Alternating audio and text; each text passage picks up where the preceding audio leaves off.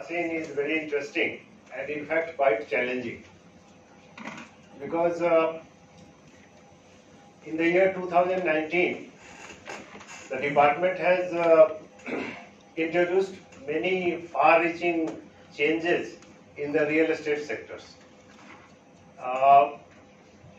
There had been disputes in the service tax era and many judgments had gone against the department's stand, particularly wherever these exempted flats or free sales component was concerned. Department wanted to levy service tax on that. So as you know, in various cases like Ethics Infra and then Vasanta Green, later on after the introduction of GST in 2017, this another case, Bayana Builders also was delivered, and all those went against the department. So in the year 2019, many new notifications were introduced. 3 by 2019, 4 by 2019, 5 and 6, all serve different purposes, but basic intention was to bring this TDR, transfer of development rights, within the ambit of GST. Because before that and even now, the situation which is obtaining is that the various courts had held that TDR also being benefit arising, TDR or FSI being benefit arising out of land is also immovable property. So department wanted to get over these pronouncements, and therefore all these notifications have come. So after that there is a lot of confusion in the field, and whenever the audit teams are going, or maybe even anti-evasion and in scrutiny also, many issues have been raised, and even so-called notices are also being issued, where correct interpretation of these new introductions since 2019 is very much required.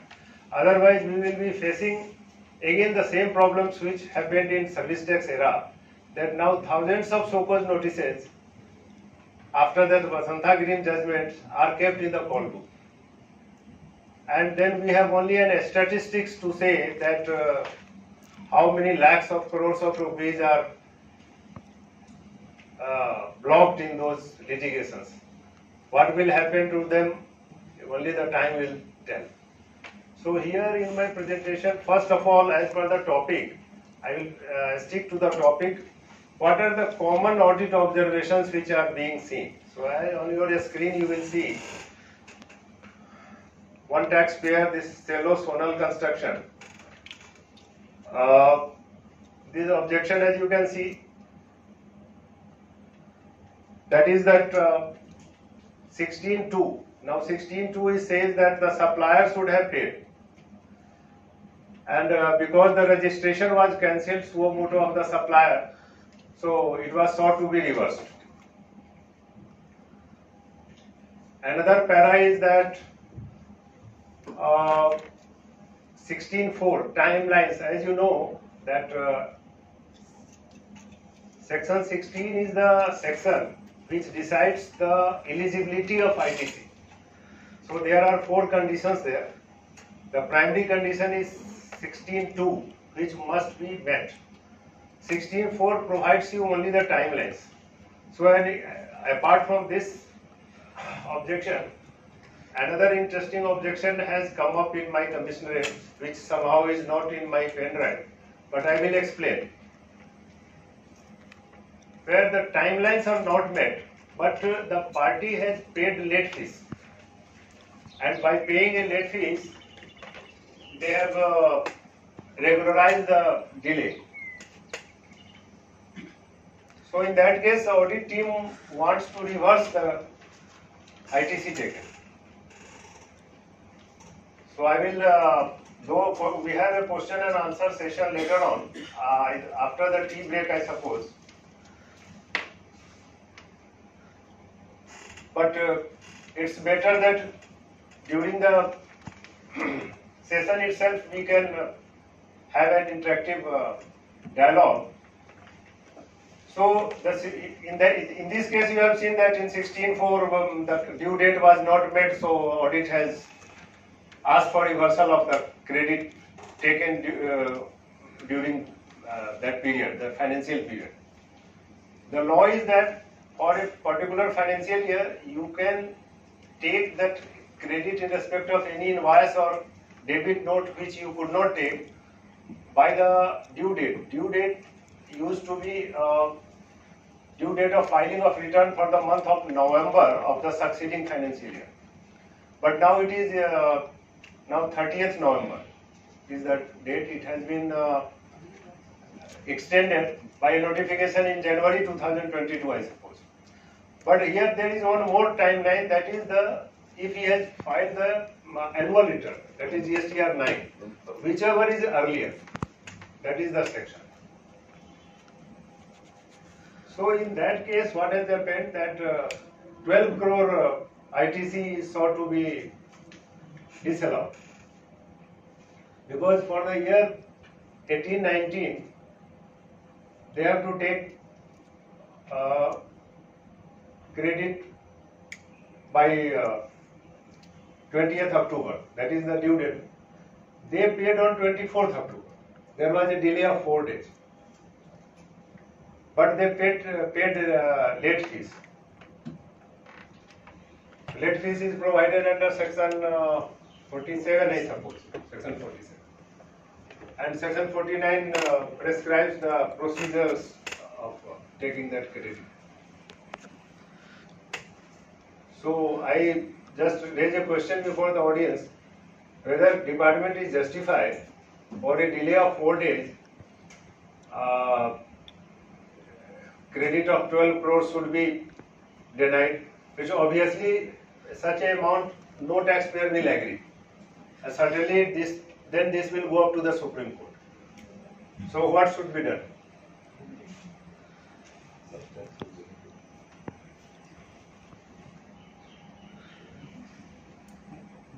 So it is Deny होना चाहिए. As per letter of the law, so it is most likely to be allowed subsequently, but at this level it is to be denied.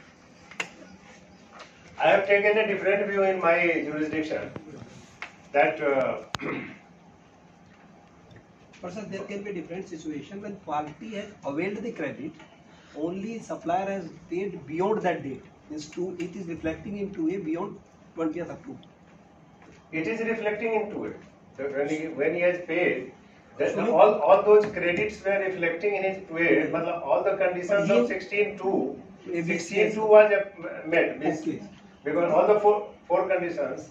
But he has failed to avail the credit simply. But in 3B he has not claimed that credit, 12 crore, which he has availed in 24th. What happens that the 16.4 talks of any invoice or debit bill pertaining to the earlier financial year. So it is possible that in thousands of transactions in a month आपका 2 invoice छूट गया, किसी महीने 4 invoice छूट गया, उसके लिए succeeding financial year के 20 अक्टूबर तक आपको लिबर्टी है कि आप उसको ले लीजिए, अथवा आप GSTR 9 भरने का जो लास्ट डेट है, दैट मीन्स 31 दिसंबर, उसमें भी भर सकते. अब जैसे कि some of the officers have this view कि नहीं मिलना चाहिए. सपोज उसने सितंबर का रिटर्न 20 अक्टूबर तो क्या उसने दिसंबर तक भी नहीं भरा, लेकिन GSTR 9 भर दिया और 9 में उसने रिफ्लेक्ट किया हुआ है, तब तो मिलेगा, because whichever is earlier. सितंबर की ड्यू डेट है, एक्चुअल भरा जिसे मतलब नहीं, सितंबर की जो ड्यू डेट है 20 अक्टूबर तक उसको वो क्रेडिट अपने अकाउंट में लेना चाहिए. वो कैसे लेगा? The only mechanism is through GSTR 3B. When he will seek to file a return and pay the tax either through debit of his credit ledger or debit of cash ledger, at that time only he gets an opportunity to reflect all those credit. This credit from where came. So suppose he has not he failed to file the return of September by due date or whatsoever, he has not filed itself, but in his GSTR 9 he has reflected that credit. So in that case, because there are two timelines, so he will get No, sir, whichever earlier. So it whichever is earlier. firstly it is whichever Sir, is earlier. due date of September was 20th October. एक deadline होगी 20th October, एक होगी 9 की filing date. Whichever is earlier, तो 20th October is a freeze date. उसको due date है, उसकी filing date नहीं, तो ड्यू डेट 20 अक्टूबर एक अर्लियर डेट हो गई, एक 9 की डेट हो गई. 9 से बाद में फाइल किया होगी. I have a land, chunk of land in the city. I can't build a tower on that. I am an individual. मेरे को expertise नहीं है. You have a company. You are a developer promoter. I will enter into agreement. 100 flat बनेंगे, 60 तुम्हारा, 40 मेरा. मैं भी अपना बेच सकता हूँ, आप भी अपना बेच सकते हैं. ये नोटिफिकेशन सिर्फ और सिर्फ इसी के लिए. आप पूरा नोटिफिकेशन पढ़ लीजिए. इसमें रिहेबिलिटेशन और ट्रिपार्टाइट डेवलपमेंट एग्रीमेंट कहीं नहीं आता है. और इसमें जितना भी डिफिनेशन दिया है, real estate project, residential real estate project, all talk of green field project, जो नया प्रोजेक्ट आएगा. इट डजंट से कि कोई बिल्डिंग डिमोलिश होगी और फिर बनेगी और जो ओरिजिनल टेनेंट हैं उनको उसके बराबर एरिया का घर मिलेगा और या एग्रीड फॉर्मूला में घर मिलेगा. जो महाडा के ISRA के रीडेवलपमेंट वाले प्रोजेक्ट्स में है और जिसमें एक्चुअली मोफा के कानून के हिसाब से उसको रीडेवलपमेंट में जाना है, उसको ऑर्डर मिलता है कि you have vacate this property because it has become dilapidated, dangerous for living. If anybody has any disagreement on this, you can raise your point. Landowner promoter. The person must be an absolute owner of land, not that he is a lessee of Mahada or SRA or anything.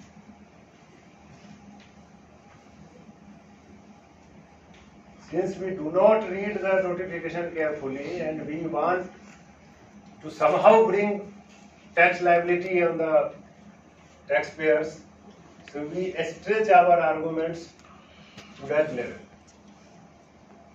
I have written a note, sent a note to CC. CC has constituted a committee on this. Because I had a disagreement, I received a CIU intelligence in which one particular developer has 4 projects as per the CIU intelligence, although on going to the Mahareda site and others, we came to know that they had 8 projects. But in the CIU intelligence, it was 4 projects. Out of 4, 3 projects, the society has absolute owner of the land. It is a freehold land. They are absolutely seized and possessed of that property. But in the 4th case, it is a Mahada land. Mahada has ordered them to go for reconstruction. As a consenting party, Mahada has signed their development agreement. And in that case, in fact, the additional area is going back to Mahada. They will allot to new buyers. So absolutely society has no control over who will be the new buyers. So whether this notification, and the same intelligence talks of this notification only, under 11/2017 and para 2A. Now I will come to para 2A also and I will explain to you what is para 2A. Para 2A was added by 3/2019. It talks of a value. It says that on what value the tax will be charged. There it says that the value which is charged to independent buyers, other than the person who has transferred development rights. That means कि अगर 100 में 60 flat developer को जाएगा और 40 flat land owner promoter को जाएगा. अब land owner promoter can sell that flat. He can retain that, he can put it on rent, whatever he wants to do. But here it says that against such transfer rights and sells such apartment to his buyers independently. Please read the definition of landowner promoter carefully, which is not the case in redevelopment. The flats are not meant for resale. They have to go back to their original accommodation. Prior to this substitution, what was the wording?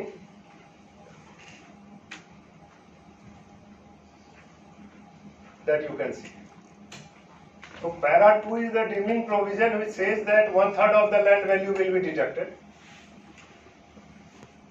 As in your first lecture, as you pointed out that probably Solanki Sahab had a different take on that.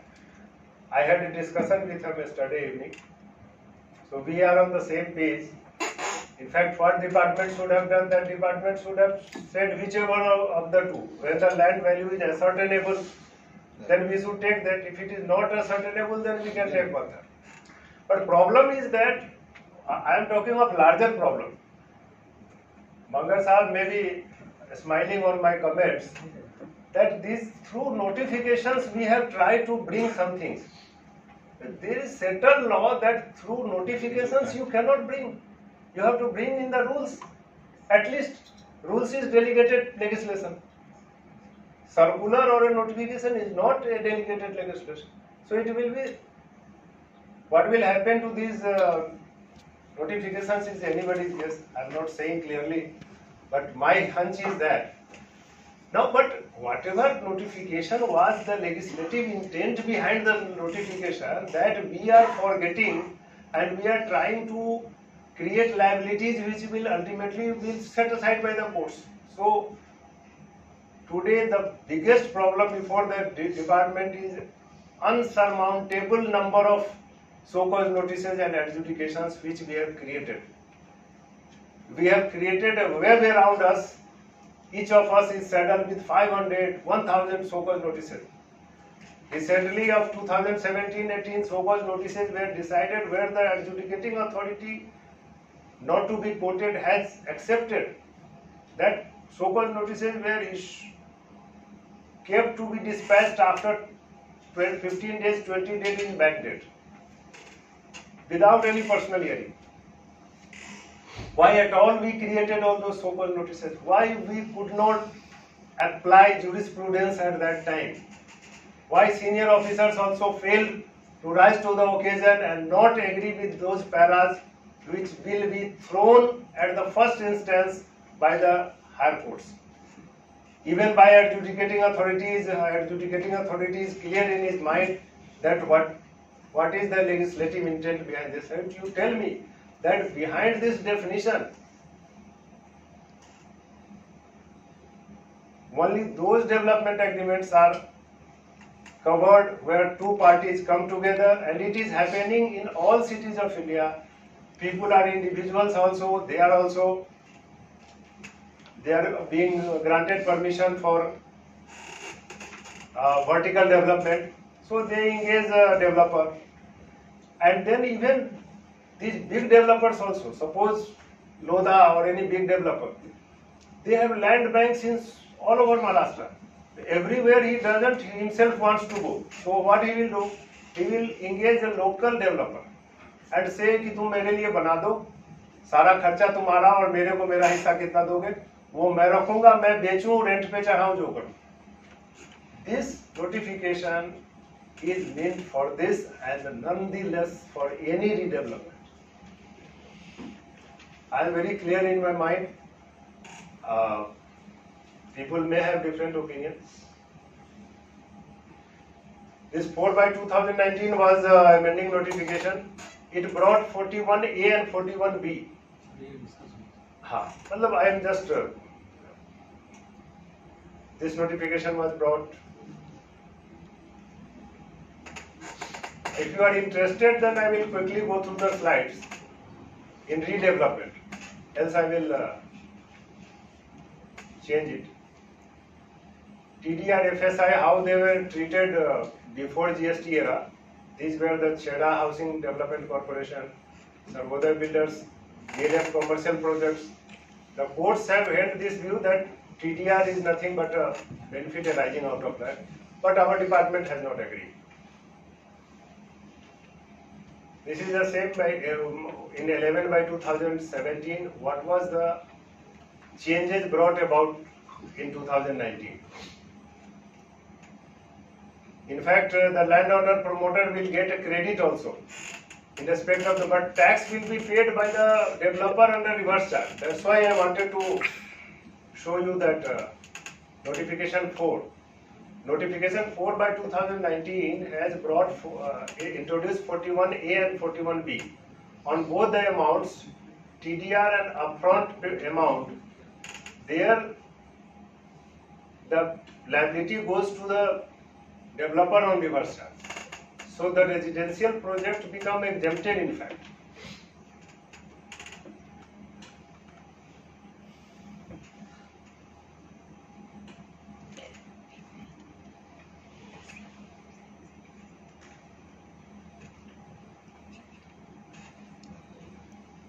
Quickly, one slide on the redevelopment projects. Redevelopment projects are not mentioned in this notification. Free flats are also not mentioned. Demand notices issued in the service tax era sought to fasten on liability on the activities of giving possession to original members of the CHS, though no consideration involved in money terms. Manish, we will have a break or we'll finish in one.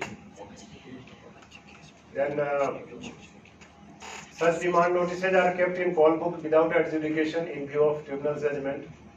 Department's appeal pending before Supreme Court. Question arises whether such free flats are liable to GST even now. The relevant notification 11 by 17 is silent on this issue. Audit and anti-evasion wings is still asking for GST payment even though it is a simple exchange of removable property covered under Schedule 3 by way of a barter. Possession is given to members by developer only after CC. Why I am saying that it is a barter of removable property? That possession is given only when the completion certificate is received, in case of original society members. So what they gave was the peaceful possession of their vacant property, and what builder gave is a peaceful possession of the constructed property. And whatever TDR we are talking, that original TDR which comes with the building, in a particular area every building has one TDR for particular FSI 1:1 or 1:1.5. That comes with the building itself. But additional FSI is coming from the town planning authority. There the payment is made by the developer and he is paying GST on that. No consideration moves from CHS members to the developer other than the immovable property, that is land and building, along with normal FSI. No clarity on taxability of free flats. Now, I will admit that there is no clarity because many of the CAs are advising their clients ki bhar do. Recently, in some cases, they are paid. Some chartered accountant body has issued some booklets, FAQ. But there in the first page itself there is a disclaimer that it is personal view of the writer. So they are also not owning a responsibility. But they are creating all sort of confusion. That's why I have many times difference with these my chartered accountant friends. When I tell them that you may be a expert in accounting, you may be a domain expert, but you are not qualified to interpret the law. Law will be interpreted only by a person who is trained, whose mind is trained in law. Legally trained minds. So these are some of the definitions through which I have tried to show that redevelopment in 5B, etc., this liability doesn't come. This is Schedule 1, Schedule 2, Schedule 3. This is that input tax credit thing which we just discussed, that what is section 16. This is the conditions.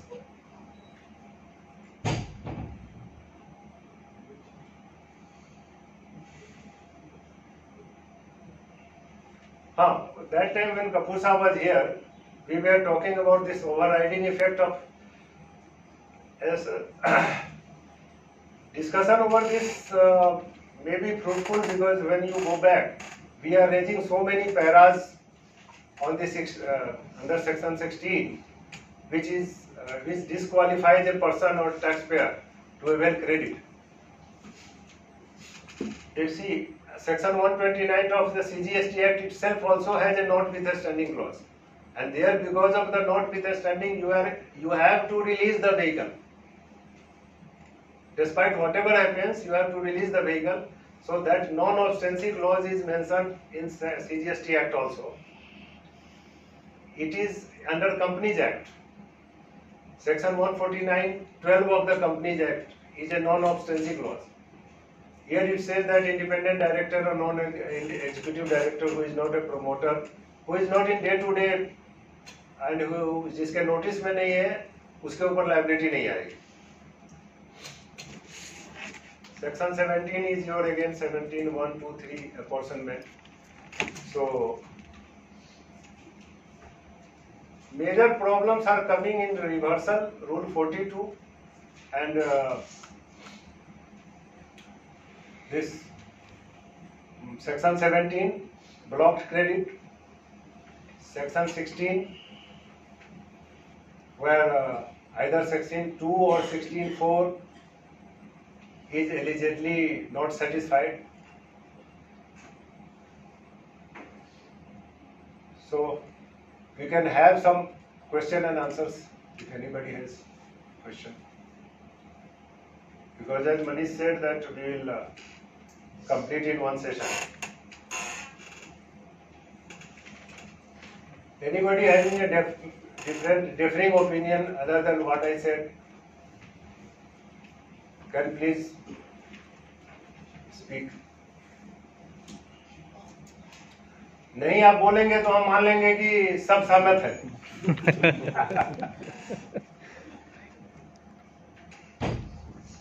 So do you think TDR should be taxed in your personal opinion?